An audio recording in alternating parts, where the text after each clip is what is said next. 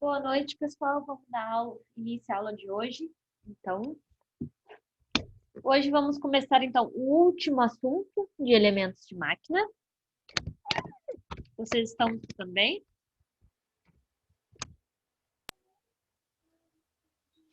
Sim, alto e claro. Sim, ótimo.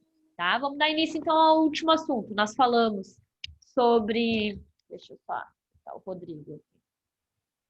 Falamos então sobre elementos de fixação, elementos de apoio. Na aula passada, elementos elásticos, né, molas e aplicações. E por último, introdução a elementos de transmissão, tá? Um dos principais elementos de transmissão que a gente conhece são as engrenagens, tá? E tem alguns cálculos básicos para engrenagens, rotações, velocidades, forças, tá? Então a gente vai dividir essa disciplina em duas aulas. Hoje a gente vai dar introdução ao assunto e falar um pouquinho sobre todos os elementos de transmissão, tá? Vamos falar um pouquinho sobre as engrenagens e na aula que vem nós vamos fazer só a parte de cálculo de engrenagens também, tá? É tranquilo a parte de cálculos de engrenagem, só tem que ficar atento a alguns valores, tá, que são importantes. Então, a gente vai pegar uma única aula para fazer todos os cálculos. Luciano, deixa eu aceitar o Luciano. Tá? Até porque são valores que são bem úteis na prática, que às vezes eu quero saber qual é uma rotação, eu tenho a outra rotação da outra engrenagem, de acordo com os tamanhos de engrenagem, e tudo isso a gente consegue calcular ali de uma forma bem simples. Entrou o Charles. Então, vamos lá.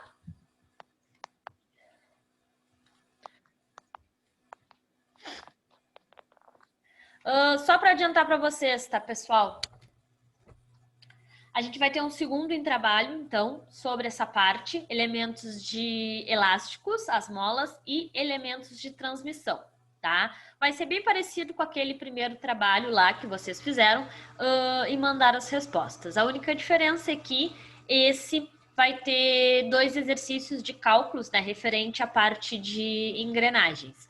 Esse sim, vocês vão ter que me mandar, tá? Não só a resposta final, mas junto com as de múltipla escolha lá, A, B, C, D, vão ter que me mandar o desenvolvimento do cálculo, tá? Não são exercícios longos, mas são bem interessantes. Então, vai ter uma parte de múltipla escolha e uma parte de cálculo, tá? Aí amanhã a gente negocia, então, os prazos de entrega de vocês. Vai ser um pouquinho maior só em função desses cálculos aí.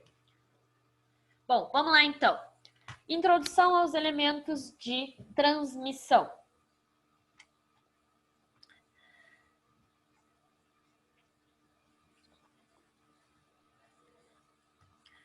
Temos um exemplo bem comum, né, como elemento de transmissão, as correias. São os elementos de transmissão de movimento, tá? Por isso a gente estuda bastante transmissão de correias, de correntes, engrenagens, rodas de atrito, roscas e cabos de aço, que também são elementos de transmissão, tá?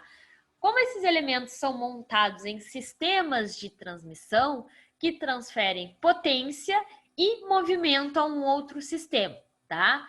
Na figura abaixo, a gente tem um exemplo ali de uma polia condutora. Ela transmite energia e movimenta a polia conduzida, tá? A gente vai ver algumas nomenclaturas. Todo aquele corpo que exerce a força, tá? Ele é considerado a condutora. E aquele elemento que é acoplado e se movimenta só em função da condutora vai ser chamada de conduzida, certo? Bom, os sistemas de transmissão, eles também podem variar rotações. Não necessariamente eles variam apenas movimento, podem variar também rotações entre 2 eixos. Nesse caso, o sistema de rotação é chamado de variador, tá? Existem maneiras de variar a rotação de um eixo, e ela pode ser por engrenagens, pode ser por correias e pode ser por atrito, tá? Deixa eu aceitar o Jader aqui. Então, a rotação ela pode variar por engrenagem, por correias e por atrito. Abaixo aqui nós temos uma ilustração de um variador por engrenagens, acionados por um motor elétrico, tá? Como ele é acionado pelo motor elétrico, a engrenagem que está acoplada a ela é a engrenagem condutora, enquanto a engrenagem que está presa no eixo é a engrenagem conduzida. O termo, ele se mantém, tá? Pode ser por engrenagens, pode ser por correias ou pode ser por atrito. Não importa. O termo condutor e conduzida se mantém. Aquele que exerce a força é o condutora e aquele que se movimenta pela força do outro corpo é o conduzida. Seja qual for o tipo de variador, sua função está ligada sempre a eixos, né? Sobre os modos de transmissão. A transmissão de força e movimento, né, pode ser feita por forma e por atrito. Então, tem um áudio junto comigo aqui, só um pouquinho. Deu. Voltamos aqui. Tá? Então, existem duas formas de serem transmitidas, tanto a força quanto o movimento. Pode ser pela forma ou por atrito. Tá? A transmissão pela forma é o nome, tá, gente? Não é modo de falar por forma de tal tipo, não. Forma é o nome, ou é por forma ou é por atrito, tá?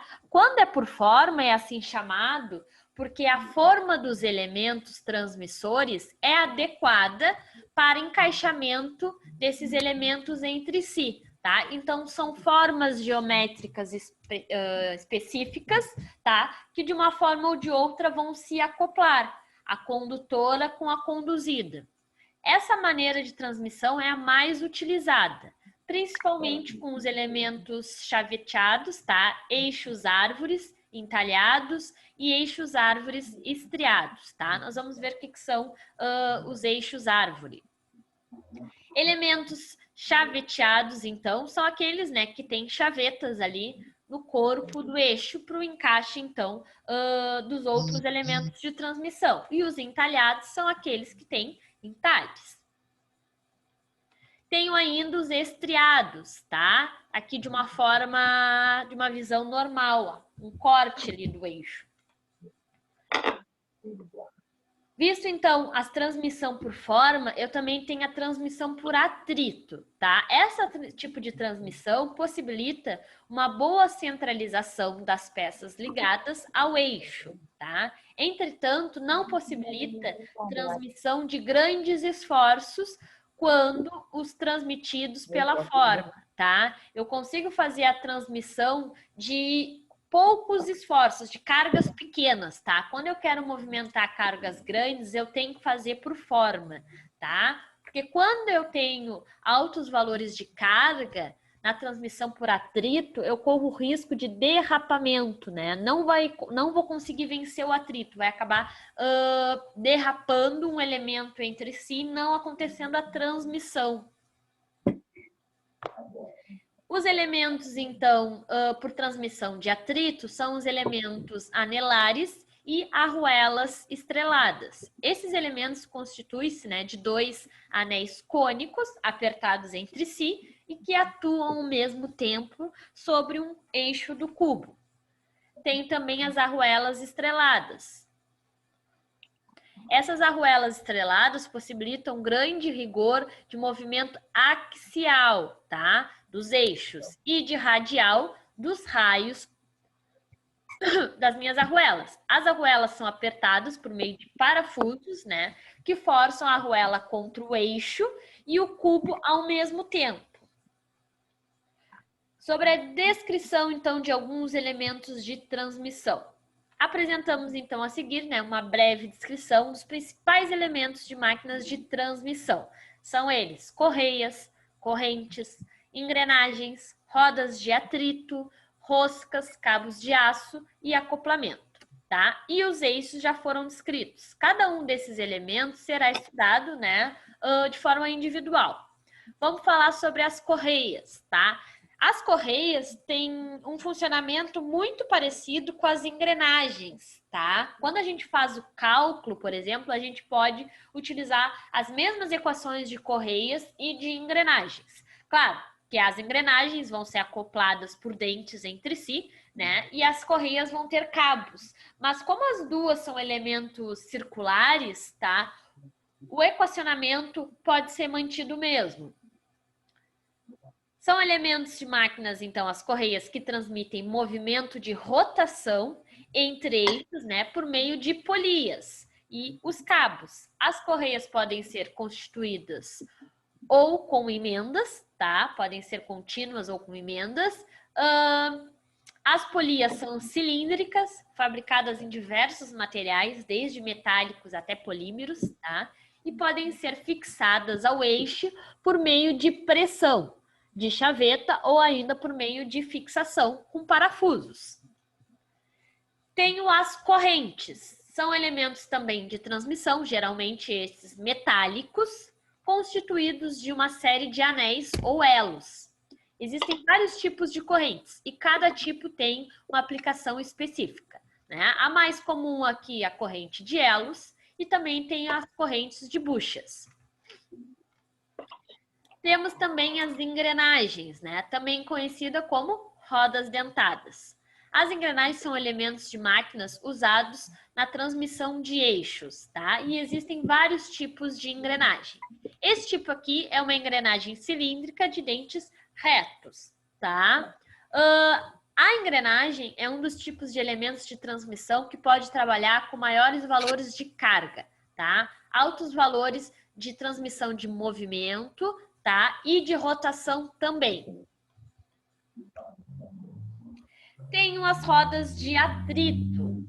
São elementos de máquina que transmitem movimento por meio do atrito, né? Entre dois eixos paralelos ou que se cruzam, né? O acoplamento ele é mais simples do que a engrenagem por dentes, né? Só que eu não consigo trabalhar com altos valores de cargas, diferentes das engrenagens.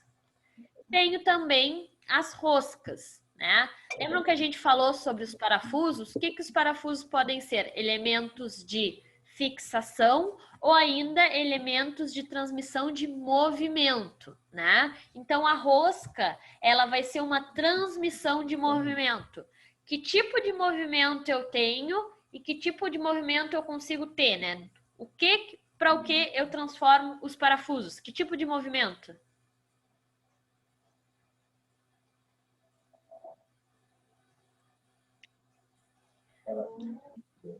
Circular, igual? Tem um movimento de rotação, né? E transformam para um movimento linear. Qual é o intuito, então, de transmissão de movimento, né? É transformar um movimento de um para outro.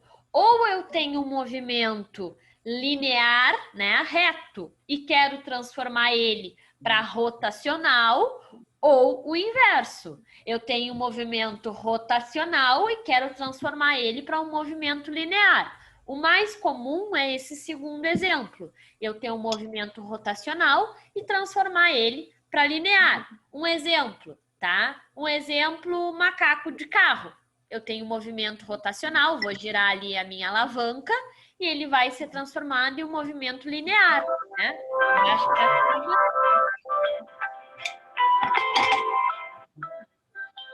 um áudio comigo.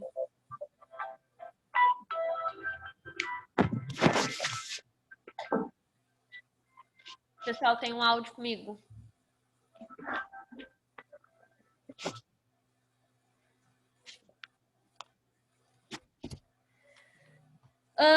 O carro, né? Ele transforma um movimento linear das rodas em um movimento rotacional das rodas para um movimento linear. Bom, sobre as roscas, então, os parafusos são saliências de perfis constantes em forma de hélice, né? É um parafuso helicoidal. As roscas se movimentam de um modo uniforme, externa ou internamente, ao redor de uma superfície cilíndrica, né, ou cônica. As saliências são denominadas filetes. Nós vimos lá que nós podemos ter parafusos cilíndricos ou cônicos, tá? Existem roscas de transporte ou movimento, que transformam o movimento giratório, né, rotacional, em movimento longitudinal ou linear, tá? Ou retilíneo, são todos sinônimos. Essas roscas são usadas normalmente em tornos e prensas, principalmente quando são frequentes as montagens e desmontagens, tá? É um tipo de fixação por pressão, por exemplo, não roscamento. Utilizo bastante as roscas como transmissão de movimento quando eu quero precisão no meu movimento, tá? Porque eu consigo usinar um parafuso de uma forma bastante precisa, saber exatamente qual vai ser o passo do parafuso, né? Lembrando que o passo é a distância entre um filete e outro. Um giro completo do parafuso vai ter que movimento linear, o exato tamanho de um passo, né? Se eu giro um parafuso uma única volta inteira, o quanto ele vai, por exemplo, se eu estiver roscando, quanto ele vai entrar na peça? Ele vai entrar exatamente uma distância de um passo. Se for meio milímetro, a distância entre dois filetes, ele vai entrar meio milímetro na minha peça, tá? Por isso que eu tenho parafusos, tem os filetes bem afastados, esse a gente consegue aparafusar de uma forma mais rápida, e tem aqueles que têm os filetes bem próximos. O que acontece com esse? Eu tenho que fazer várias voltas para ele entrar só um pouquinho na peça, porque o tamanho do passo dele é muito pequeno. Então, para ele se deslocar de uma maneira significativa, eu tenho que fazer várias voltas completas, tá? Quando eu quero uma precisão no movimento, eu tenho parafusos de precisão, né? Com passos bem pequenininhos, porque ele vai andar bem aos poucos e eu consigo controlar o quanto ele vai andar. Tenho também os cabos de aços, né? São elementos de máquinas feitos de arames trefilados a frio, né?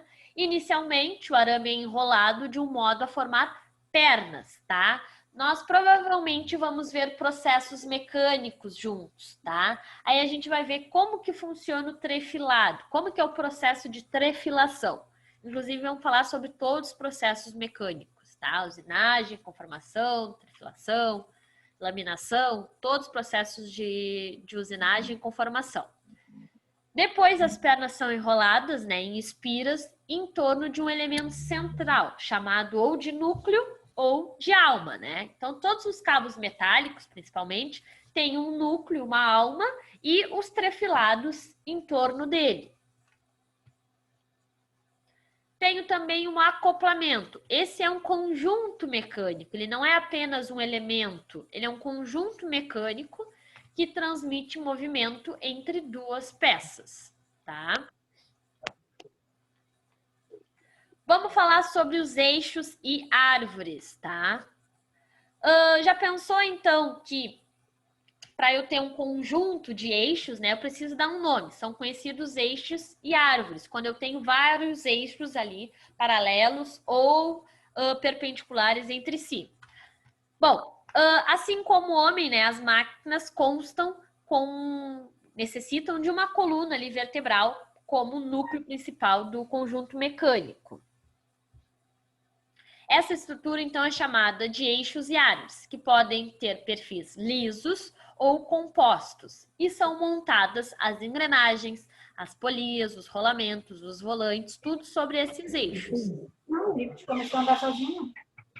Os eixos e as árvores, tá, podem ser ou fixos ou giratórios e sustentam os elementos de máquina. No caso dos eixos fixos, tá, os elementos, como por exemplo as engrenagens, as polias, tá difícil. No caso dos eixos fixos, né, são os elementos que giram entre si. Quando se trata de um eixo árvore giratório, tá? O eixo se movimenta juntamente com os seus elementos ou independentemente deles, como por exemplo, né, os eixos de afiadores, de rodas de trolha, de trilhos, né, elementos de máquinas. Então eu tenho casos em que os meus elementos vão girar e o meu eixo vai ficar fixo, tá? E eu tenho casos, que é o mais comum, os meus elementos de máquina vão ficar fixos e os meus eixos vão girar.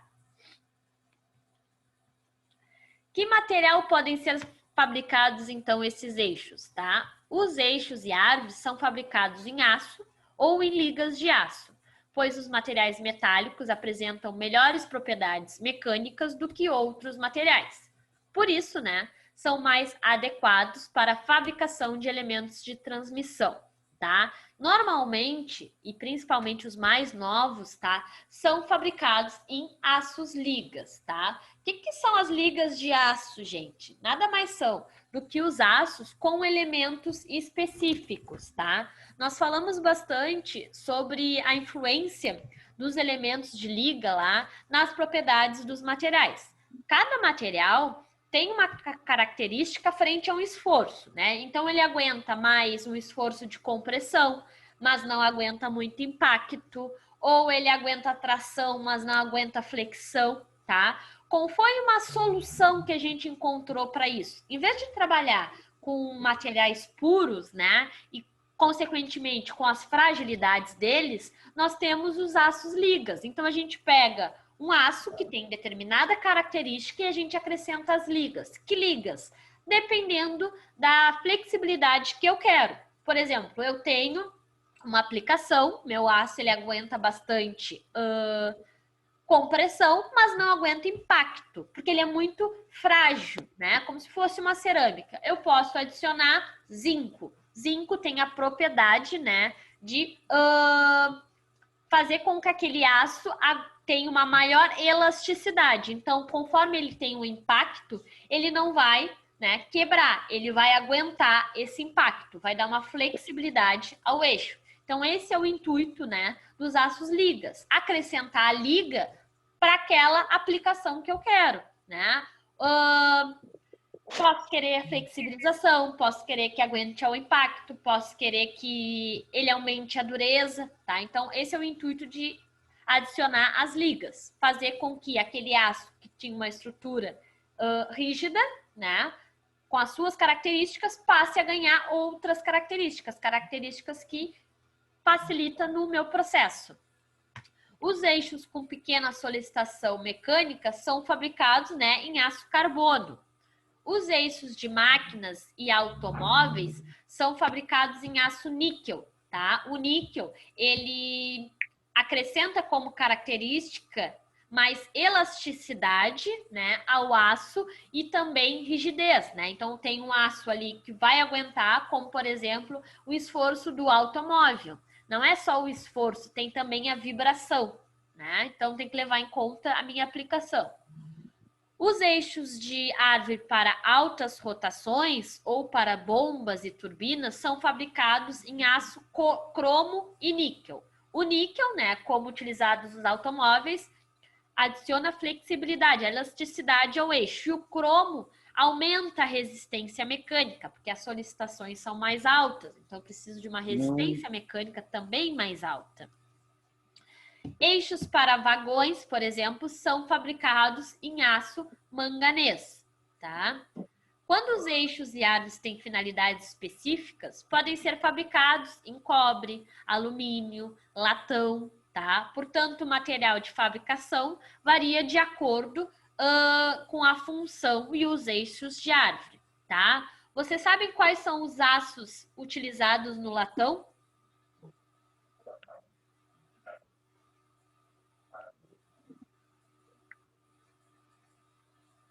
Quais são as ligas que utilizadas no latão?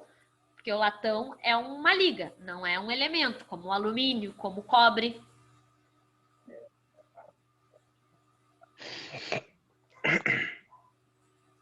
Tá? É cobre e zinco.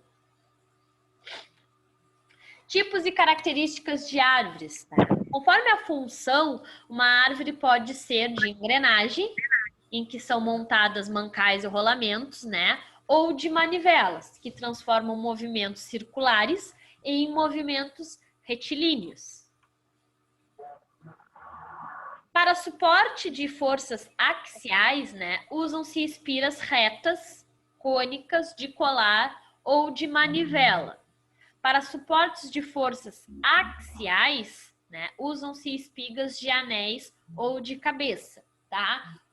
Foi estudado, então, essas espigas e cada uma tem uma característica frente ao esforço. Então, quando eu tenho forças radiais, né, aquelas perpendiculares ao meu eixo, eu vou usar alguns tipos. Quando eu tenho forças axiais, aquelas forças paralelas, né, com o meu eixo, eu uso outros.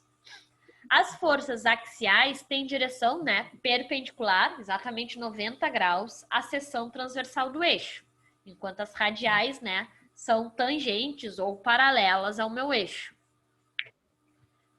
Tem uma imagem, então, que ilustra forças axiais aqui e radiais.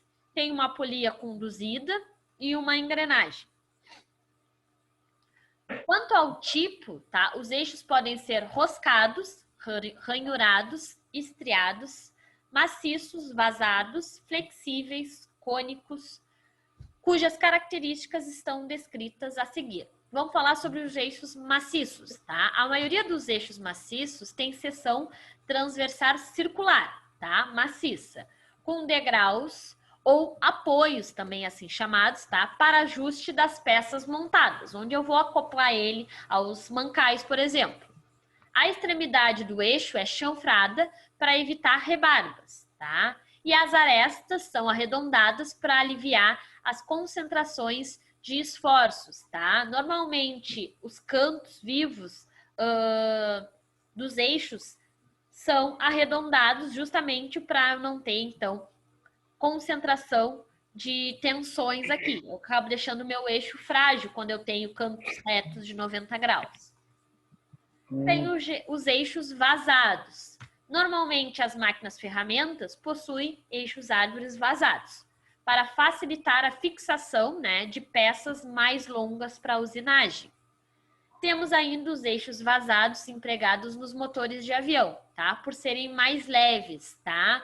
Os eixos maciços aguentam maiores esforços, só que em contrapartida são mais pesados, né? Então, lugares em que o peso tem que ser levado em consideração, como por exemplo, avião, como por exemplo, navio, eu tenho que pensar então em um material mais nobre, né, que compense a resistência mecânica para ser vazado, né, para ser mais leve.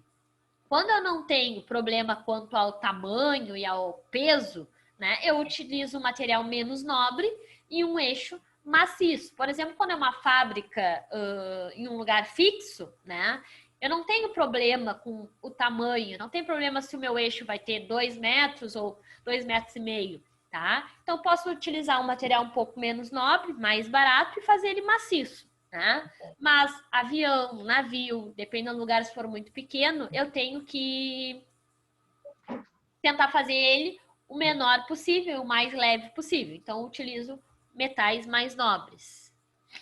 Eixos cônicos, tá?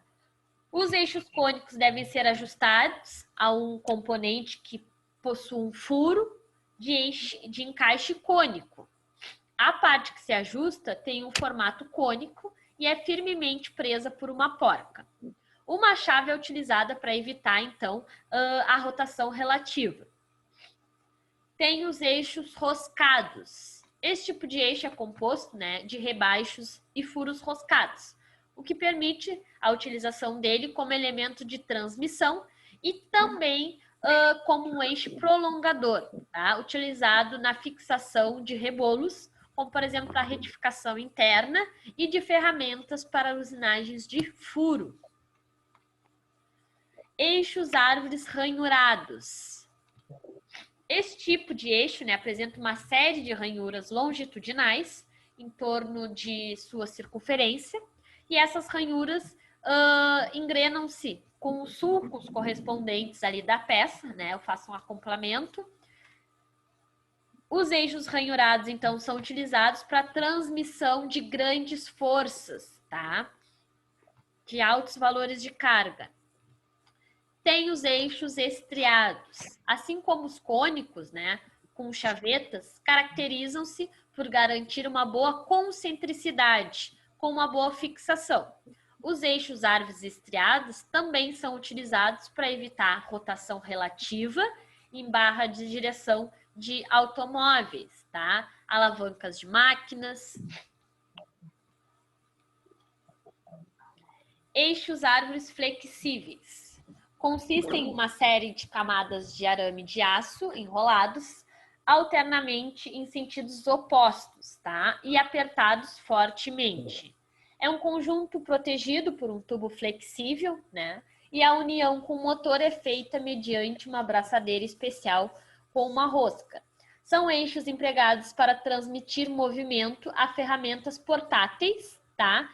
E adequados a forças não muito grandes e altas velocidades, tá? Como, por exemplo, o cabo do velocímetro de motocicletas.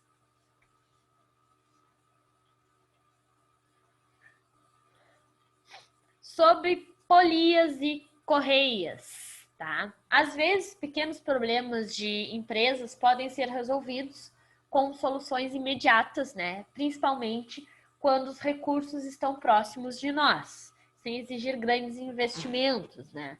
Por exemplo, com a simples troca de alguns componentes de uma máquina, onde se pretende melhorar o rendimento do sistema de transmissão dessa máquina, conseguimos resolver o problema de atrito, desgaste e perdas de energias. Esse componente, né, as polias e as correias, que são os assuntos a seguir, tá? O que são as polias? Elas são peças cilíndricas movimentadas pela rotação de um eixo do motor, né, e pelas correias. Uma polia é constituída de uma coroa ou face, tá? Mas normalmente se fala coroa, na qual se enrola a correia. Essa face, então, é ligada ao cubo de roda mediante discos ou braços. Que tipo de polias nós podemos ter? Tá? Os tipos de polias são determinados pela forma da superfície na qual a correia vai se assentar, né? Vai ficar posicionada. Elas podem ser ou planas ou trapezoidais, tá? Vai depender, então, da cama ali em que ela vai se assentar. As polias planas podem apresentar dois formatos na sua superfície de contato. Essa superfície pode ser ou plana, né, retinha, ou abaloada. As polias planas conservam melhor as correias, tá? Tem um desgaste menor. A polia com superfície abaloada guia melhor as correias, tá? A plana, ela tem um risco um pouco maior de sair da onde ela está posicionada, porque ela é reta, tá? Só que ela tem um desgaste bem menor quando comparado com as polias abaloadas. Pela geometria ali, a abaloada é mais difícil de sair da posição, porque ela se encaixa bem. Só que o desgaste dela é consideravelmente maior que as polias planas. As polias apresentam braços a partir de 200 milímetros, né? Ou 20 centímetros de diâmetro. Abaixo desse valor, a coroa é ligada ao cubo por meio de discos, tá? A polia trapezoidal recebe esse nome porque a superfície na qual a correia se assenta apresenta a forma, então, de um trapézio. As polias trapezoidais, né, devem ser providas de canaletes ou canais e são dimensionadas de acordo com o perfil padrão, né, da correia a ser utilizada. Eu vou ter sempre, então, na especificação delas ali, meu diâmetro nominal, tá? Lembrando que o diâmetro nominal é aquele que a gente mede do centro da rosca até o outro centro da rosca, tá? O diâmetro interno é de um vale até outro vale. O diâmetro externo é de um pico até outro pico, né? As duas partes mais altas. E o diâmetro nominal é entre essas duas, como se fosse ali no centro da minha rosca até o outro centro, tá? Tem que vir também sempre o passo, né? A distância ali entre as minhas duas roscas e a largura total também dela. Essas dimensões, né, são obtidas a partir da consulta de tabelas. Normalmente vem especificado ali os valores. Vem especificado o perfil, né, padrão da correia, que vai vir por meio de letras. Vai vir o ângulo do canal, tá? Vai vir as dimensões de diâmetro interno, nominal e externo. Vai vir o passo, a distância entre os filetes, e vai vir a largura total também da minha correia. Além das polias para correias planas e trapezoidais, tá? Existem também as polias para cabos de aço, para correntes, polias de atrito, polias de roscas redondas e para correias dentadas. Algumas vezes, né, as palavras rodas e polias são utilizadas como sinônimos. Tem ali o exemplo de uma polia para correia e cabo de aços redondos e polia para correias dentadas. No quadro, né, da próxima página, a gente tem alguns exemplos de polias e ao lado a forma como são empregadas em desenho técnico, tá? Então, uma polia de aro plano, ela vem esse desenho aqui na forma técnica. Abaloado, só vou ter então esse semicírculo na parte de cima. Tem o polia escalonada de aro plano, tá? Tem a polia escalonada de aro abaloada, também semicírculo em si. Tem polias com guia, polia em V simples e polia em V múltiplo. Que materiais que normalmente são produzidos, né? As polias. Os materiais que se empregam para a construção de polias são ferro fundido, né? Aços ligas e ligas leves, né? E materiais sintéticos. A superfície da polia não deve apresentar porosidade, tá? Principalmente nos canais, porque quanto maior a porosidade do canal, maior vai ser o meu desgaste, então, das minhas correias ali. Sobre as correias, tá? As mais usadas são as planas e as trapezoidais. A correia em V, tá? Ou trapezoidal, também conhecida, é inteiriça, fabricada com uma seção já transversal, né? Em forma de trapézio. É feito normalmente de borracha, né? Borrachas vulcanizadas, de lona, e é formada no seu interior por cordonéis, né? Vulcanizados para suportar as forças de tração. Tá? São pequenas partículas vulcanizadas para que aumente, então, a resistência mecânica dela. O emprego da correia ali trapezoidal ou em V, tá? É preferível ao da correia plana, porque praticamente não apresenta deslizamento, né? Porque a correia se encaixa, então, no canal da minha polia, né? Permite o uso de polias bem próximas e elimina os ruídos e os choques típicos, né, daquelas correias planas. Em contrapartida, o custo dela é mais elevado que o respectivo tamanho de correias planas. Existem perfis, né, padronizados dessas correias. Eles são classificados em formas de letras, né, e aí tem valores específicos de largura e altura. Outra correia utilizada é a correia dentada, né? Para casos em que não se pode ter nenhum tipo de deslizamento, né? Como o comando de válvulas de um automóvel, tá? O acoplamento e o cálculo de acoplamento da correia dentada tem que ser preciso, tá, gente? Como vantagem, eu tenho que não ocorre de forma nenhuma, né, o deslizamento, porque eu tenho o acoplamento perfeito aqui, de uma geometria na outra. Só que, se eu tenho um projeto, ele não foi feito de forma adequada, esse encaixe tem que ser perfeito, tá? Se esse encaixe não for perfeito... Áudio, voltou. Se esse encaixe aqui, então, não for perfeito, tá? Eu não vou ter o movimento giratório dessa polia, diferente da reta, que vai funcionar, tá? Se ela tiver mal dimensionada, ela não vai funcionar, tá? Mas ela permite, então, que não ocorra o deslizamento. Quais são os materiais de correias? Os materiais empregados para a fabricação de correias são couros, materiais fibrosos e sintéticos, né? E também materiais combinados, que são aqueles que podem ter mais de um elemento. Sobre a transmissão deles, então. Na transmissão por polias e correias, tá? A polia que transmite movimento e força é chamada de condutora ou motora, tá, gente? São sinônimos. E a polia que recebe movimento, então, e força é chamado de polia movida ou conduzida, tá? A maneira como a correia é colocada determina o sentido da rotação da polia.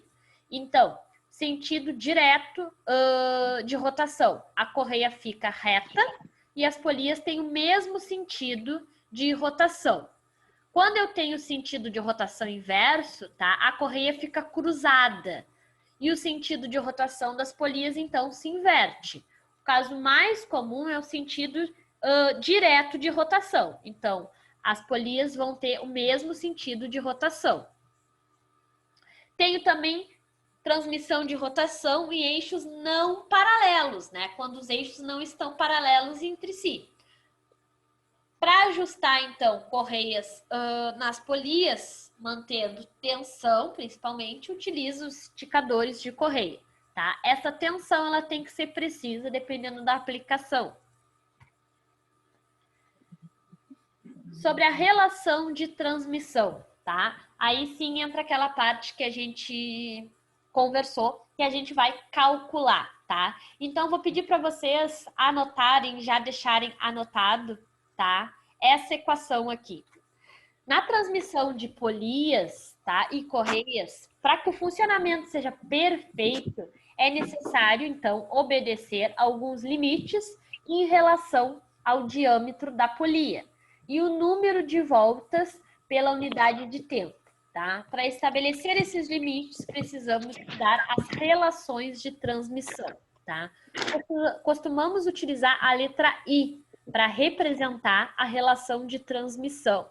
Tá? Ela é a relação entre os números de voltas da polia N numa unidade de tempo e seus diâmetros. Tá? A velocidade tangencial é a mesma para duas polias e é calculada por essa fórmula aqui.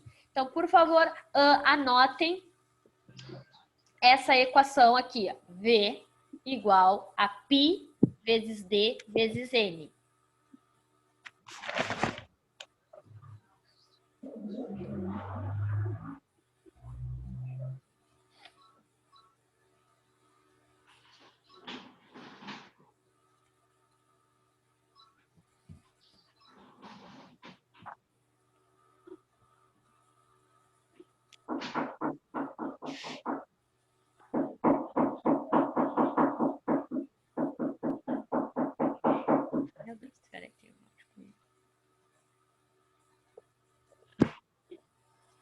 Tá? Onde V é a velocidade tangencial, tá? Vzão é a velocidade tangencial.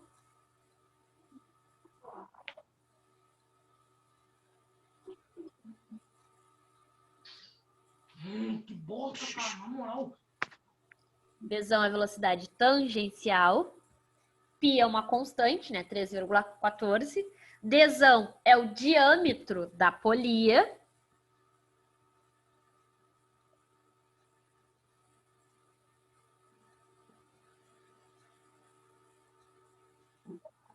E N, né, é a rotação da polia.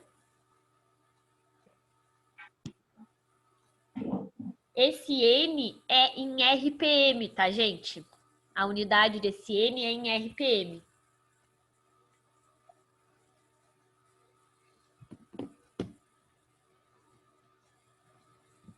Tá? Então, Vzão é a velocidade tangencial, π constante. Dzão é o diâmetro da polia. E N é a rotação.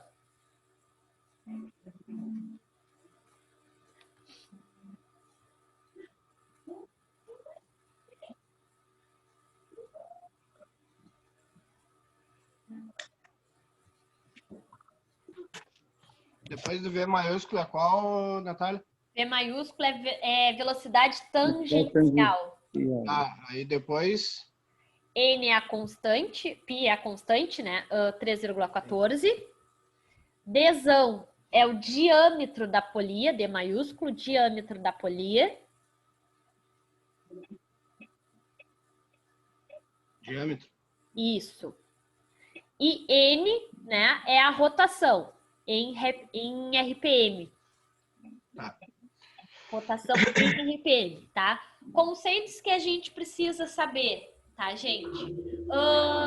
Para que a transmissão, a gente vai ver direitinho todos os valores de transmissão, mas para que a transmissão seja perfeita, tá? Eu não posso ter valores muito distantes de um diâmetro para o outro, tá? Eu consigo fazer um projeto de uma polia com um diâmetro e a outra com outro, tá? Mas eu tenho que respeitar alguns valores de relação de transmissão para que a minha transmissão ocorra de uma maneira contínua, que não apresente erros, tá? A gente vai falar sobre esses valores de relação de transmissão.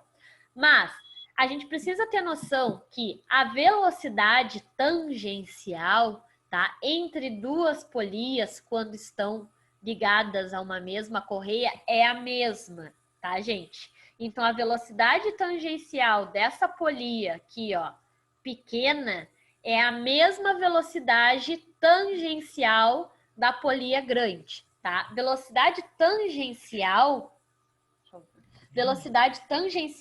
não é a mesma coisa que rotação, tá? Normalmente a gente fala rotação da polia, tantos RPMs, isso é a rotação, tá? Quando duas polias estão conectadas entre si por correias, tá? A velocidade tangencial é a mesma, a rotação é diferente. Do que depende a rotação de uma polia? Depende do diâmetro desta polia, tá? Então, anotem embaixo dessa equação, por favor. N1. Vou abrir aqui.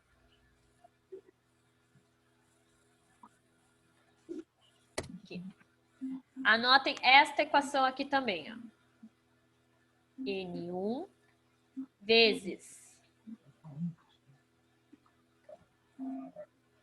D1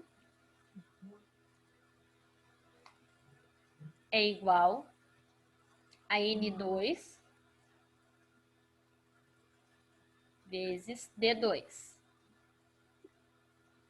N1 é a rotação da polia 1, D1 é o diâmetro da polia 1, N2 é a rotação da polia 2 e D2 é a rotação... D2 é o diâmetro da polia 2, tá? A rotação, o RPM de uma polia vai depender do tamanho dessa polia, tá? Do diâmetro dela. Mas a velocidade tangencial entre as duas polias é sempre a mesma, tá? E essas duas têm que manter uma relação de transmissão.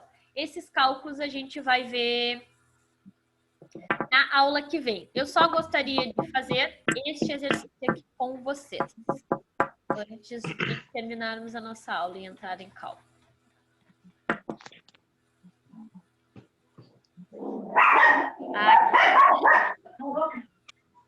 Aqui. Esse é só em relação à velocidade, tá? Em relação à velocidade. O de cálculo a gente vai fazer amanhã. Abriu a questão aqui para vocês? Sim. Tá? Todas essas questões que a gente vai fazer amanhã, tá? Todos esses cálculos de engrenagens que a gente vai fazer amanhã são todos de concursos, tá? Da área do técnico de vocês, tá? Esse daqui é de um concurso que teve em São Paulo. Tem 2 exercícios que foram do concurso da refinaria. São todos nível técnico e da área de vocês, tá? São exercícios que não tem muito o que fugir. Não sei se é o intuito de vocês, mas são exercícios dessa matéria. Então, eu achei interessante trazer de uma forma mais aplicação, tá? Então, vamos fazer esse exercício aqui antes de encerrar a aula. Esse aqui não é de cálculo, tá? Em uma máquina com 4, né, polias, 4 roletes estão conectadas, né, por toque e por correia, tá? Então, essa aqui onde está em vermelho, é a correia. Essas duas aqui estão conectadas, então, né, por correia. A primeira e a segunda polia estão conectadas por atrito, tá? Ele chamou aqui por toque, que é a mesma coisa que por atrito. A terceira e a quarta aqui, ó, também por atrito, tá? Quando o rolete, né, a polia maior gira no sentido horário, tá? Com velocidade angular constante, o menor dos roletes gira com uma velocidade angular relativamente, aí as opções igual e no sentido horário, igual e no sentido anti-horário, menor e de sentido horário, ou maior e sentido anti-horário. Tangencial, tá? Palpites. Junto com essas duas equações que nós vimos. Maior no sentido. Tá.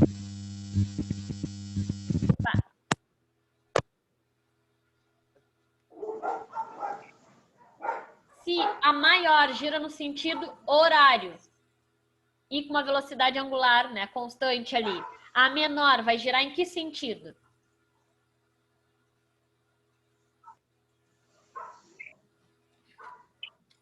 É isso. Sentido horário também. Do horário, a letra A. Letra A. E a velocidade angular vai ser maior ou menor?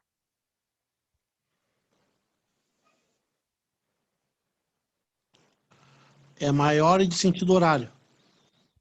Maior do sentido horário? É maior, ela dá mais giros. Isso. A polia menor vai dar mais giros, né? Tá? É a letra A B. gente pode constatar isso pela segunda equação que a gente viu, tá? N1 vezes D1 igual a N2 vezes D2, tá? As polias maiores, né, tem um número de rotações menores, tá? Para acompanhar elas, polias menores têm que rotacionar mais vezes. E o sentido, então, a gente vai ver de acordo com o primeiro, né? Quando a gente tem aqui, ó, por atrito, né? Essa maior vai girar no sentido horário. Se a maior gira no sentido horário, aqui está encostado nela por atrito, vai girar em que sentido? Anti-horário. Anti-horário, tá? Essa intermediária aqui está girando no sentido anti-horário. Está conectado por correias, tá? Que sentido vai girar essa aqui? A segunda intermediária? Anti-horário. Também Anti-horário. anti-horário. Porque quando é por correias, o sentido se mantém, tá? E essa segunda aqui, no sentido anti-horário, vai girar por atrito, né? Na polia menor. Então, a menor vai girar no sentido Horário. horário, tá? Horário. Então, o sentido é horário e a velocidade angular, tá? Velocidade angular é a mesma coisa que rotação, tá, gente? Então, caso vocês leiam isso, velocidade angular é a mesma coisa que rotação.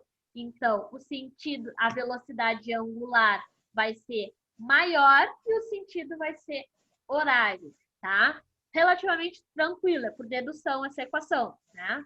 E ela caiu num concurso na área de técnico-mecânica também, tá?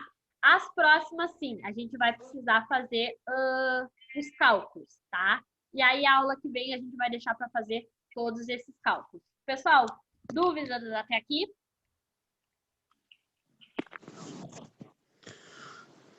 Não? Tá, deixa eu ver se eu anotei todos os nomes aqui antes de liberar vocês. Anotei Rafael, Vitor, Igor, Luciano, Rogério, André, Rodrigo, Luciano, de novo, deve ter caído, Charles, Jader e Pedro. Anotei todo mundo? Tá certo. Certo? Então tá, pessoal. Amanhã a gente termina a disciplina fazendo esses cálculos de engrenagens e polias, então. Certo? Boa noite para vocês. Até amanhã. Boa noite, até amanhã. Boa noite. Hoje. Eu tenho aula até às 8 amanhã. Quem trabalha até às 8. Amanhã vai trabalhar até as 8. Vai ter parada? Aí a ajuda do professor que também vai ter parado. Tá bom que os dados são bons, né? Pode ver. Ah, não, tem ônibus. Meus dados estão ruins, não sei porquê, acho que eu gastei meus dados. O serviço também. Não, acho que tá ligado já.